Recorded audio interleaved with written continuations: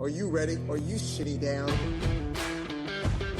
The Schein On podcast 2022. I've said before and I'll say it again. Divorce affects so many people out there. The money, the property, the assets, so many high-profile divorces, the conflict, the allegations, huge legal fee and support awards, you name it. Divorce is a true team sport. Incredible insight, top divorce stories. Schein On podcast, the Schein On podcast, the Schein On podcast 2022.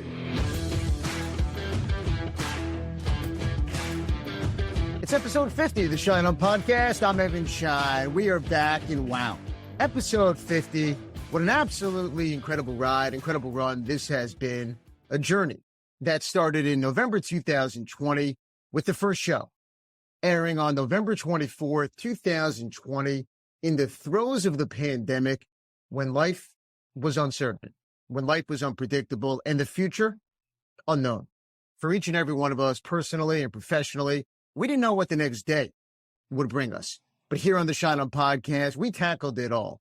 The highs and the lows, the ups and the downs, the roller coaster ride of life and marriage and divorce. And the guests that we've had on the podcast, wow. From our very first guest on the Schein On podcast, Dr. Gene Safer, author of the book, I Love You, But I Hate Your Politics, all the way through episode 49. We have had the absolute very best experts and featured guests share their thoughts, share their perspectives, share their stories and their journeys. We have gotten into tough topics, shared stories on life, marriage, divorce, talked current events, politics, sports, and the impact these events and so much happening in the world has had in our lives. We have heard the stories and life-changing moments that impacted our guests and shaped them and their lives. And the guy who has been right by my side from the day I said, let's do this, let's go, the very best podcast producer in the business, my guy, David Yass. How do you take a bow on a podcast? Because that's what I'm doing. Thank you. Thank you very much. It's been an incredible run. And look, you have to deal with me. And look, we all know I'm not easy. I mean, you wake up to 5 emails a day from me with my podcast ideas, show topics, docket segments, thoughts on the guest. I mean, I think you put me on silent or screen my text messages half the time. And I can't even blame you. But look, I have to say thank you because you put in the effort behind the scenes and on the air like no one I've ever met. So as we air episode 50 today, thank you. And thank you, Evan. It truly has been a labor of love. I work with a lot of people that produce podcasts, and I say this without hyperbole. There's no one else that puts the time in, the preparation, and has the passion and enthusiasm for it. That's why it's so much fun to work on the Schein On podcast. And, I think it's evident in our listeners. The audience has grown steadily. That has been a great joy to see. And I think it's because of the everything, the quality of your guests, the scheming we do to put together the show. And someday they'll do a 30 for 30 documentary, Evan, on the making of the Schein On podcast. We should get that in the works. And Dave, you mentioned the listeners. Look, the listeners who have been with the podcast from the very first episode and those that have joined along the way. Thank you to listeners. I love getting your thoughts, your emails, your feedback, your comments. I love hearing about the guests that you loved, the episodes that made a difference in your personal life, in your marriage, and how you think about divorce and how you go about navigating the very difficult divorce process. And look, I love doing the podcast. People always say to me, Schein, where do you find the time? When you love something and when you love what you do, as I love what I do as a divorce attorney and I love doing the podcast, look, finding the time is not the challenge. It's reeling yourself in at times from staying up all night, thinking about the podcast episodes, the 5 emails I sent to producer Dave. He doesn't know this, but I have 10 emails. And then I have to say, you know what? He's got a life too. You know what? I'm only going to send him 5. But look, my approach to the podcast is the same as my approach as a divorce attorney and my clients. I think about the podcast. I think about my clients. I think about the work that I do. And look, I think we bring a show, Dave, as we've talked about in a podcast, with guests with a unique take, a unique perspective, guests that will change the way you view your life. And look, I truly believe there's nothing else out there like that. Agreed, man. And here's to 10 more years or however many we choose to embark on. But it's just been a joy, Evan. So I can't wait for more. Yeah, look, and from the very first episode, all the listeners know I start every show with my thoughts, and then we get into the docket where we take a hard look at what's happening in the world of divorce, from articles on divorce to movie clips to divorce songs and about divorce from the likes of producer Dave's favorite singers, Adele and Kelly Clarkson. And look, along with Dave, we've given our thoughts and views, and we give you our takes, and Dave gives you his incredible perspective as someone who has lived through the trials and tribulations of the divorce process and what it's been like for him in that moment and post-divorce. But today for episode 50, we shake it up a bit because, as we always do on the podcast, we push the envelope. We do things differently. No Schein On spotlight, no guest interview. Today, we take a look back at prior episodes of the podcast. For episode 50, we do a Schein On podcast in review, and producer Dave and I together highlight some of the moments over the years, some of the guests, some of the stories, some of the topics that have made tremendous headlines over the past 2 years since the very first episode in November 2020. And look, I'm just going to say this. I tried really, really hard. I said, producer Dave, what's the longest podcast ever produced in podcast history? Because what I really wanted to do is to take a look back at every single episode, every single guest, every single theme, and talk for hours about all the episodes, all the guests, all the lessons I learned, and all the lessons I know so many of you learned. And he said, Schein, if you want me to edit a 15-hour podcast, first you need to triple my salary. So that's where that idea, came to an end. But Dave, I know you have queued up some fantastic clips. We're going to talk about some of the episodes. And look, it has been, as we've talked about and I mentioned, an absolute wonderful run over the past 49 episodes. And then after we go through some of these moments, look, we're going to do a segment, Get to Know Schein. Get to know me a little bit more. Sure, you know me as a divorce attorney in New York City and the host of the podcast. But coming up, producer Dave has a special 50th episode featured segment, Get to Know Schein. So, Dave, as we always do on the podcast, let's fire things up. Let's fire it up.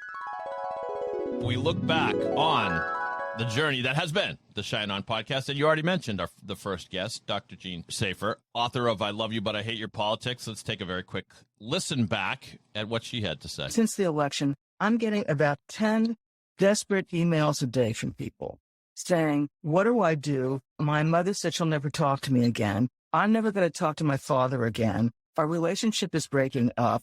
People are entrenched. They're not going to change them. I mean, there's still people who won't wear a mask because it violates their individual freedom. You think there's going to stop? I don't. So that's interesting to hear in the early days of the pandemic, people still having fights over the mask. And she was just a terrific way to start the show. Your remembrances of Dr. Safer, Evan. Well, look, she was fantastic. And look, it was an incredible first episode. She was a meaningful guest, the first ever guest on the Schein On podcast, author of the book, I Love You, But I Hate Your Politics. We talked about the impact of politics on relationships and how the political divide, then in 2020, the increasing political temperature in today's world affects and impact our relationship. And Dave, one of the takeaways that I had, look, this isn't just how it affects your romantic relationships. This is how it impacts your everyday relationships with your coworkers, your friendships, your loved ones. It also changed the dating landscape, as we talked about in that interview. What we look for in our romantic partners now includes perhaps political views. Reasons for breakups and marital strife now include a political divide. And look, this episode aired in November 2020, but with the midterm elections happening on the day the episode, comes out, and with the presidential election looming in the future, I still think this is as much of an issue today as it was in 2020. Your thoughts? Big time. Not only that, but we have Thanksgiving approaching as well. And that, of course, is when family and politics often collides violently. So wise thoughts from Dr. Safer. And you're right. I think a lot of these themes, I think this will be a theme of this particular episode, is that what goes around comes around. The next one we'll look back on is a guy who was entertaining, informative, brilliant, and just kind of a character, Dr. Phil Levy. The title of the episode was Relationships and Success in Sports. and life. Let's listen back. Hire the person, teach the skill.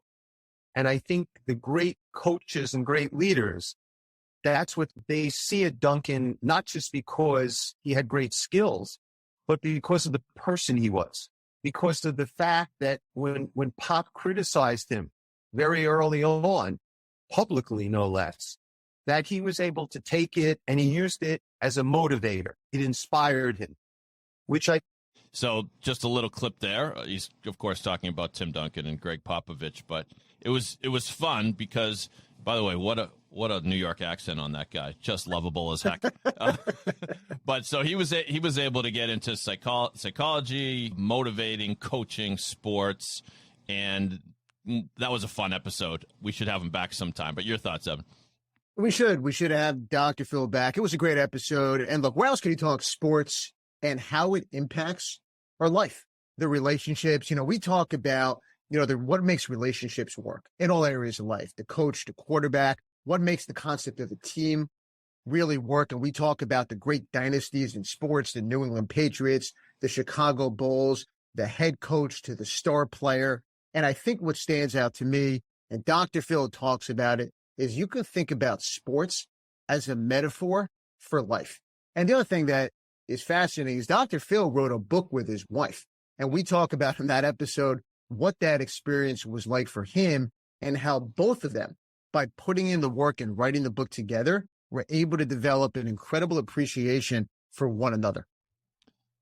Next guest we'll revisit is Catherine Woodward Thomas. Now, if you don't remember that name, you will remember the name Gwyneth Paltrow and the moment when she famously split with her husband and described it, instead of a divorce, as a conscious uncoupling. Where did that term come from? Well, it came from author Catherine Woodward Thomas, and Evan had the chance to ask her about it. So conscious uncoupling is a 5-step program that really allows people to go through a breakup in a way that is reflective of their own moral, of their desire to not hurt themselves or anyone else, or certainly not do damage to their kids, who would like to be open to love in the future and not be carrying around baggage or, feeling resentful for a year, 5 years, 10 years. I've met people 35 years later are still ruminating about what they didn't get that they should have gotten. Your thoughts on Dr. Thomas? Catherine Woodward Thomas, look, let's call it what it is. She was a pioneer. She was a game changer. She's an absolute legend. She changed how people think about divorce with 2 simple words: conscious uncoupling. I would tell you that she doesn't get enough credit for everything that she's done. And she's written the book Conscious Uncoupling. She has other fantastic books out there. But Dave, when I go back and think about that interview with her, she was wise. She was brilliant. She was experienced. I have heard from so many listeners and so many even professionals out there. And I know Catherine Woodward Thomas trains other professionals on how to really teach the steps to help people consciously uncouple, as opposed to going through a knockdown, drag out, litigated divorce. She is brilliant, and she was wise, and she really changed how so many people think about the divorce process. And you see that because the way these terms are used nowadays, conscious uncoupling, you hear so many people reference it over and over and over, and it all goes back to Catherine Woodward Thomas. It was great to hear the story behind the story, because Gwyneth Paltrow popularized the term, but it was great to hear from Catherine as to the whole theory behind it, which was fascinating. Well, as we like to do on the Schein On podcast, some of the guests are kind of a change of pace, and I think this one falls into that category. Evan's former professor of communications at Syracuse University, Robert Thompson, came on the show to talk about the media, of which he is an expert, TV, and the way divorce has been depicted on TV. A lot of great stuff. Let's go back. I think a lot of the culture wars were the result of the fact that when finally television was able to start reflecting real American culture to some greater extent than they did before, an awful lot of people were much happier with that old sort of culture that had been invented. And a lot of people still hadn't gotten over it yet. he was talking about the changing ways that TV used to portray families as so idyllic and Leave It to Beaver and etc. And then you had things like Roseanne and Married with Children, where things were more raw and real. And as you said, not everybody loved that switch, but it was great for him to sort of take us through the history of television. What do you remember about that one, Evan? Well, first, it was incredible for me to have my former professor, Robert Thompson, on the show from my alma mater, Syracuse University. It took me back to my 20s, and it reminds me why the line to take Professor Thompson's class back then, I think you registered in person, was around the corner because he was that brilliant. And look, we talked about the portrayal of divorce and marriage and really the evolution and depiction of what takes place on the screen and how it reflects or how it doesn't reflect what's happening in the world. This was as much of an interview about television as it was about history, as it was about marriage, as it was about divorce. I mean, there were so many different takeaways from this episode. It was brilliant. I mean, it was, I've listened to this episode probably at least 10 times, and I can take it in a handful of different directions. I'll tell you one thing I did. I made my wife rewatch Modern Family, which was so incredibly well done because Professor Thompson talked about that show in particular, which was one of the more recent shows in terms of how it depicted really a modern family. And I know he thought incredibly highly of the way that show was done, but he was absolutely brilliant. And it was an incredible history lesson, a lesson on divorce, and a lesson on movies. I love it. And I'll always talk television, Evan, so anytime you want to do that. Yeah, no, you're a big TV and movie buff, so it was right up your alley. Another terrific guest was Judge Matthew Cooper, who had recently stepped down from the bench in New York, and we got him on the show. Let's take a listen to what he had to say. I could have stayed on a few more years, but I decided it was the right time to do it. But one of them was the move towards virtual. Really, it wasn't me. It didn't play to my strengths. The best way to resolve cases, the best way to find out the truths, and or to the extent we ever can know the truth in a case, is having the people actually before you. Right? I found nothing worked as well as having people in the courtroom, or even more importantly, back in the roving room where there was some direct communication. Another sort of signpost on the journey that was the pandemic was Judge Matthew Cooper revealing that doing those virtual hearings was a factor in driving him towards retirement. But he certainly seemed happy in retirement, was a great guest. What do you remember? Yeah, no, he does seem happy in retirement. Look, he's incredibly missed, not only by, me, but by so many practitioners who appeared before him. And look, the whole virtual litigation, in-person litigation, that debate is still going on. I 100% agree with Judge Cooper. Being in person, given the type of cases and the work that I do, is so much better and often much more effective. But look, this was a special interview for me to have on the podcast, a judge I appeared in front of so often, a judge who retired almost 1 year ago after a storied and remarkable career on the bench in New York State Supreme Court in the matrimonial part in New York City. What stands out to me is how much Judge Cooper cared, and hearing him talk about how he's always thinking about the people who appear before him, the cases, the decisions he makes, and the impact of those decisions and how it keeps him up at night. And judges are human beings. And I also loved hearing about the story of Judge Cooper's family and his background and how he went to law school and decided to go to law school and how he ended up becoming a judge. But also his approach to settling cases as a judge is totally unique. And as someone who appears in front of so many different judges, Judge Cooper was a judge who truly cared about the people and the attorneys that appeared before him. Next guest we'll look back on is a current sports agent. I know that used to be your field, Evan, and we had the pleasure of interviewing someone who was not just a great sports agent, but a link to NFL past. The daughter of former great quarterback Ken Stabler, Alexa Stabler, joined the show, and let's listen back to that one. My dad had a really great career in football, and he's fortunate enough to be enshrined in the Pro Football Hall of Fame. But I always tell people he was really a Hall of Fame father. I think it would be natural to want a son being a professional football player.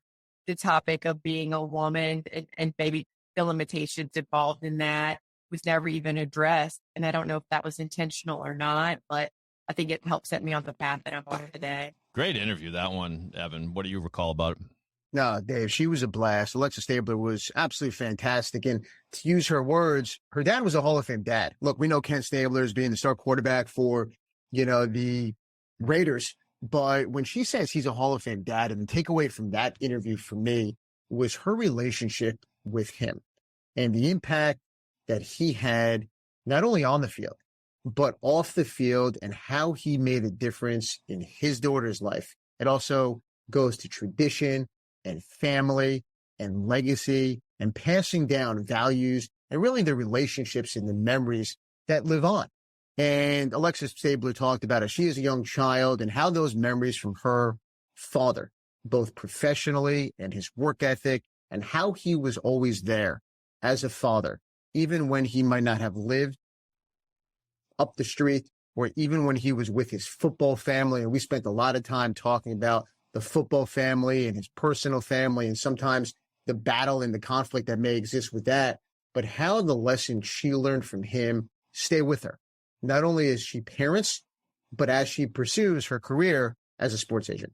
Well, the subject switched to authors, and when authors Erica Slaughter and Patrick Markey wrote a book called, you'll forgive me, listeners, Fuck Divorce, it's the name of the book, with a provocative title like that, what do they do next? Well, they come on to the Schein On podcast. My focus in my research is actually how relationships impact how we see ourselves. And so that was really the area of the book that was my baby in my area of expertise. And Pat has done quite a bit more work on kind of initial attraction processes and dating and sex in early relationships and things like that. And so we were able to sort of cobble these things together to say, hey, we've been there. We get that it's awful, but here's all of this data that people have been publishing in journals that nobody ever sees. Great back and forth between those two on that episode. Evan, what do you remember? Well, Dave, that's exactly what I was going to say. They're back and forth, their relationship, their dynamic. That's what stands out to me. Look, their book, their title, you mentioned it, Fuck Divorce, fantastic book.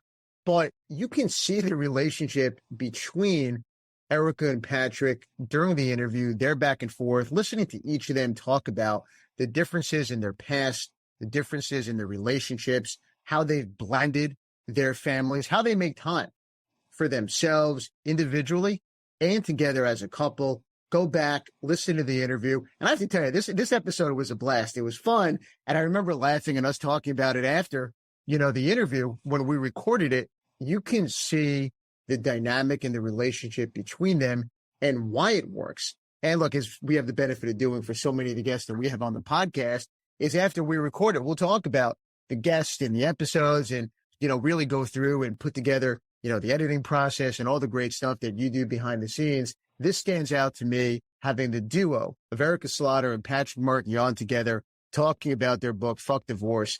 This was fun. And it really was a way to tackle the stigma of divorce, which is to own it, acknowledge it sucks, and to figure out the best way to move forward in your life. Another memorable guest, Evan, that was one of my favorites because he was just a charming veteran of the bar, St. Louis attorney Carrie Mogerman. Let's take a listen back to that one. It's a great program, and it's just been kind of redone, and it's being offered now annually in Kansas City. They just had the first one of the new program and getting great reviews. I think it was an excellent program. And it's fun for the faculty because not only are we helping people learn how to be good advocates, but you shake some of the rust off when you do that every time, and you come back yourself feeling like sharpened die. Just an example of his very charming sort of avuncular ways. What do you remember about Carrie? Well, Dave, you said it absolutely brilliantly. And look, one of the things I remember is I think we ended the podcast predicting that this could be the year the Cardinals and the Yankees meet in the World Series. So obviously that didn't happen. That didn't work out, no. No, it didn't work out for, either his team, my team, or your team, the Boston Red Sox. Right. But look, my takeaway is if you're starting out in this field as a young attorney practicing matrimonial law, go back and listen to this episode. Carrie's brilliance, his wisdom, someone who's been there and done that and has decades of experience. Carrie's as good as it gets. Absolutely. One very interesting interview was, again, we go back to the early days of the pandemic when sadly Broadway had shut down and people were clamoring to return. And of course, we got a Broadway actress on the show, Jessica Phillips. Let's take a listen to what she said at the time. Probably the largest impact it had was on mental health. And so it really led to, a period of deep mourning and grief for artists in general who were searching to live out their creative expression and their entire professional identity. Did she return to Broadway, I assume, Evan? Do we know? She did. Okay. She did. Dave, as you mentioned, look, this episode took us deep into the dark days of the pandemic. Jessica Phillips was the star of Dear Evan Hansen, playing Mom Heidi Hansen. And she talks about in that clip, in the interview, what it was like for her and her friends, the coworkers, really the theater industry, when the pandemic shut everything down and Broadway went dark and lives were upended and lives were changed. And we also talked about her divorce and parenting and what she learned about herself. It was an incredible interview. Jessica Phillips, incredible actress. And really, we go deep with her talking about Broadway and life in general. Fantastic episode, and she was brilliant. We also talked to an author named Dr. Tracy Dennis Tawari. The book was called Future Tense, and here's what she had to say. I wrote this book, and one thing that was very clear to me is that anxiety was more relevant than ever before. Because if indeed, as I argue, anxiety is about the uncertain future, what describes our pandemic experience in some ways better than that? Really, all this uncertainty heaped on us, not knowing what the future holds, everything changing, on a dime for all of us, for the whole world. Yeah, well, that was appropriate. We play that after Jessica's clip because same theme, right? Anxiety during the pandemic. She was a great guest. Dave, I have to tell you, she was absolutely fantastic. And I would argue that there's no bigger topic in today's world than anxiety. And her book, Future Tense, it tackles the tough topic. Her perspective is unique. I've gone back and I've listened to this interview a handful of times. I've heard from so many people, clients, listeners, how meaningful this episode was and how it changed how they approach their daily life, how they deal with anxiety, they deal with loneliness, they deal with depression, they deal with life during the pandemic, life on the other side of the pandemic. Again, I love every interview I do. This to me stands out. My interview with Dr. Tracy Dennis Tawari was one of the most meaningful and important interviews I think we've ever done on the podcast. She was terrific, and lessons for everybody going forward. Well, it's the moment I know, listeners, you've been waiting for, and a moment that I've been waiting for as we turn the tables on Evan and he answers some questions for a change on the Schein On podcast. Just a few questions for you to get to know the man behind the microphone a little bit better. Let's start here, Evan. What did you want to be when you grew up? A young Evan Schein. What was his plan? Dave, you're taking me back into the early childhood days, but look, ever since I was young, I wanted to be a sports agent. I wanted to be Jerry Maguire. I think after that movie came out, I walked around for months saying, show me the money. And I did it. Look, I'm a converted sports agent turned matrimonial family law attorney. I traveled for 3 years around the country, following law school, during law school, recruiting college football players. I loved every second of it. Is it Jerry Maguire? Absolutely not. But look, the experiences I learned, the connections, the life lessons, absolutely invaluable. And they help me in so many ways in the work that I do as a family law attorney. Do you miss those days, or was it just, it seems like you're saying it was a bit of a grind at the end of the day? It was more than a bit of a grind. Do I miss Okay. those days? Absolutely not, in part because I love what I'm doing right now. Let's talk about what you do now. I know you get into court a fair amount. What's your most memorable courtroom moment? Early in my career, Dave, I was in court doing oral arguments, something I absolutely love. Downtown, 60 Center Street, the incredible courthouse in Lower Manhattan, in New York City. And the judge ruled in my client's favor in a very contentious, high conflict divorce. And right there on the spot in a courtroom packed with people, my client looks at me and gives me a huge hug. And right then in that moment, you realize the impact as a divorce attorney that you have on people's lives. Everything you say, everything you do, your approach, your strategy, your style, your thought process, and you want to help people get through this tough time. So it's incredibly rewarding, it's humbling, and it's something I often think about, that moment. On the podcast, we talk to a lot of people who are inspirational to others. But we would like to know, have you ever had a mentor? It's a great question. And look, my law partner, Jacqueline Newman, I learned from her each and every day about the practice, what it's like to be a divorce attorney, about running a law firm. And we talk, often, and we discuss not only about the practice of law and business and life, daily. I often get asked by law students, what's the advice I would give to them today? And there's a few things that come to mind, but one is find your person, which obviously isn't easy. And look, there may be a few people over the course of your career that have incredible influence and make a real defining difference in your life. But find the person, your person. Find someone who believes in you, someone you can share a vision with. And for me, that person's Jacqueline. As a member of the bar, a proud member of the bar myself, still, even though I'm in the podcast business, here's a question that's close to my heart. What do most people misunderstand about lawyers? I think people think because you went to law school, you know everything about the law. I mean, this takes me back to Thanksgiving dinner, I think, when I first started dating my wife. And I have cousins on my wife's side asking me questions over Thanksgiving dinner about commercial law transactions. And I'm thinking, I'm a divorce attorney, right? And then the next thought that comes to mind is, could you pass more of the stuffing in the turkey? But seriously, look, while I appreciate the credibility that comes with being an attorney, one of the things that I realized in my practice early on is that as a divorce attorney, you don't need to know everything. I'm a divorce attorney. I'm not a criminal attorney. I'm not an estate planning attorney. I'm sure as hell not a commercial litigation attorney. I'm not a tax attorney. And I know a lot about these topics because of the work that I do. But more importantly is know who you can bring in as part of the team to help your clients go through this process. Next question. Tell us this, Evan. What was your most humbling moment as a young lawyer? I've told this story, Dave, and I'll never forget it. Let's go back to November 2008. I am in a courtroom in Orange County, New York, lovely town of Goshen. Some of you may know it by where Woodbury Commons is. I'm trying my first divorce case 6 months out after I started practicing, and I'm never going to forget this moment. I'm going up against an attorney in his 60s who clearly knew the judge. The attorney was probably wearing a suit that was older than me at the time. I'm in my mid-20s. And the attorney, it was obvious that he had a good relationship with the judge. We're scheduled for trial. My client is nervous. She's upset. She doesn't know what to expect. The judge comes out, and the first thing he says, there's no hello, there's no good morning.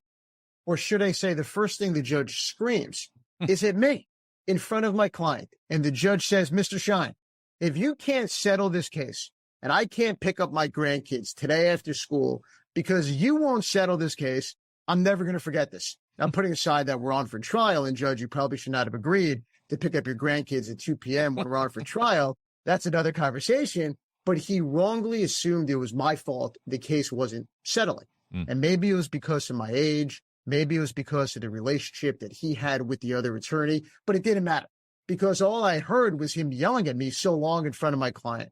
Long story short, we eventually settled the case the next day.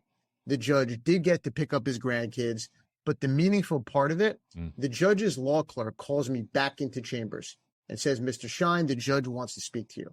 The judge sat me down and apologized to me and acknowledged that he was wrong in thinking it was my fault as to why the case did not settle and how impressed he was with how I handled the situation in the moment. And as more facts and information came to light, he realized he was wrong and he should have not acted the way he did. From that moment on, I always had the respect of that judge who I ended up appearing in front of several times. And so very early on in my career, I learned two things real fast. Client management, because my client was witness to all of this. And two, find the balance between always being respectful to a judge and also being firm and advocating for your client. And if you can master these two things, which is an incredibly difficult dance to do, it will help you tremendously in your career. Talk about getting thrown into the deep end right away, huh? Yeah, it was not easy. You got yelled at the first moment. Which is why I have such a vivid memory of that exact moment. Yeah, well, tremendous that it turned out to be a positive experience rather than a heartbreaking one. That's right. Our listeners want to know, Evan, who are your role models? For me, my role model is my brother. Hardest working person I know. He loves what I do. He's a broadcaster. I love what I do. We're 4 years apart. I've always looked up to him in life, professionally. really in all aspects in the way you can look up to anybody. And we're probably in the minority. Look, with all the stresses in the world and in life, I honestly can't imagine, nor do I ever want to think about what it would be like to wake up and go to a job that I didn't like. And I've been fortunate from early on since, the early days in elementary school up until now, the incredibly close relationship I have with my brother. And so for me, that answer is easy. My brother. Next question, Evan. What was the most memorable event you've ever attended live? Look, I've been fortunate to attend 5 Super Bowls with my father, which includes seeing our team, the New York Giants, win the Super Bowl in Indianapolis. But for me, growing up as a family, we went to Yankee opening day, which I think I've talked about before in the podcast, every single year from kindergarten through high school. And look, if you're my teachers and you're listening to this, no, I wasn't sick those days. I was at the Yankee game. And for me, it was more than just a game. It was family bonding and meaningful. And look, this was back in the day when the tickets were $20, but it was myself, my brother, my parents, an incredible way to spend. I'll never forget those moments. While we're on that subject, why don't you elaborate a little more? What has been the impact of your parents on your life? The impact of my parents, I mean, it's everything. Incredible role models, people, I speak to them each and every day. And you think back, to my childhood and sort of the stages of life, now, having a child of my own, and I go back and I think about their influence and how I was raised and the values and the lessons and the work ethic that they instilled in me. And now as a parent, you try to do the same. And so the relationship that you have with them when you're young and how it evolves throughout high school, throughout college, in your 20s, 30s, when you're living on your own. And again, something that stands out is how supportive both my mother and father have been in my development, my career. And again, you look back on the lessons and you really think a lot about this when you're a parent yourself, about your own childhood and the influence of your parents that they had when you were young and throughout your life, and how you try to instill those same values and similar values in your child. And I think, again, my parents have done an incredible, job and instilled so many incredible lessons and values, and the time that I can spend with them. And I'm fortunate, to be able to see them as much as I can and speak to them, as often as I can. But the life lessons I've learned from them, they will carry and stay with me forever. Very important question, Evan. What's your favorite kind of sandwich? So, Dave, this answer requires really 2. Look, the first is what I eat for lunch every day, which is a turkey sandwich with tomato on a whole wheat wrap. But if you're asking me my absolute favorite, and I hope my doctor isn't listening to this episode, that answer is easy. Look, I live in New York. Hot pastrami on rye with mustard from the 2nd Avenue Deli. It's a few blocks away from my apartment. Again, 2 different answers depending on the day. 7, who was your favorite teacher or professor back in the day? This was a tough one because I was fortunate to have excellent teachers at all levels, elementary school, high school, and college at Syracuse University's Newhouse School of Communication, and in law school at Syracuse. But as I thought long and hard about this, the answer is actually one of my elementary school teachers, Carol Berger, who at the time and in the years that followed, I realized just the incredible impact that she had on my life. And she was also an amazing person. So, Evan, the question that I think all of our listeners want to know, if someone made a movie of your life, what kind of movie would it be? Would it be a drama, a rom-com, an action film? And who would play Evan Schein? Dave, this is a great question. Look, I think it depends on what part of my life you're looking at. My work life as a divorce attorney, my personal life. I'm sure prior girlfriends may want to have a say in this. My current wife may want to have a say, my parents. So I think it depends on the part of, my life you're looking at. Life as a sports agent. I mean, the one I know it wouldn't be is a sci-fi. And look, so I asked my wife, although I think she was half asleep, about who would play me. I think she mumbled Ryan Reynolds, although I'm not sure I can see it. I asked my friend Corey, who's an avid podcast listener. He said Brad Pitt. He referenced Ocean's 11 and Moneyball. I'm not sure I'm buying either of those. So I asked you, producer Dave, if somebody was going to play me, and you've known me for a few years at this point, who would it be? I'm leaning toward one of the Wilson brothers, maybe Owen or Luke. Maybe Luke Wilson, because interesting. I wouldn't have gone with Luke Wilson, but I can say it a little bit. Tell me why.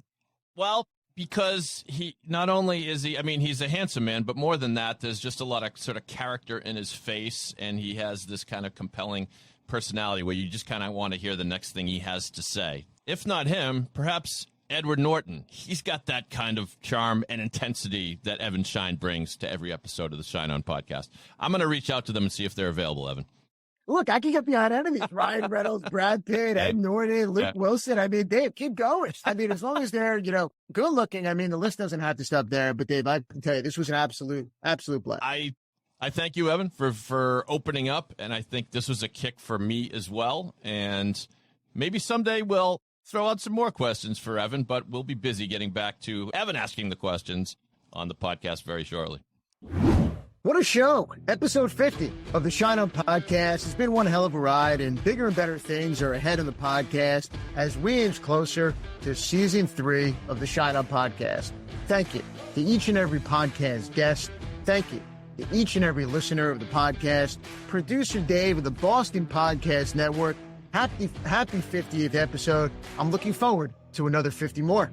I think we're at 50, but we don't look a day over 49. We are just getting warmed up here at the Schein On podcast, and I know you feel the same way, Evan. I do, absolutely. Look, and you can find the podcast on Apple and all major podcast platforms. I'm Evan Schein, and I'll talk to you again real soon.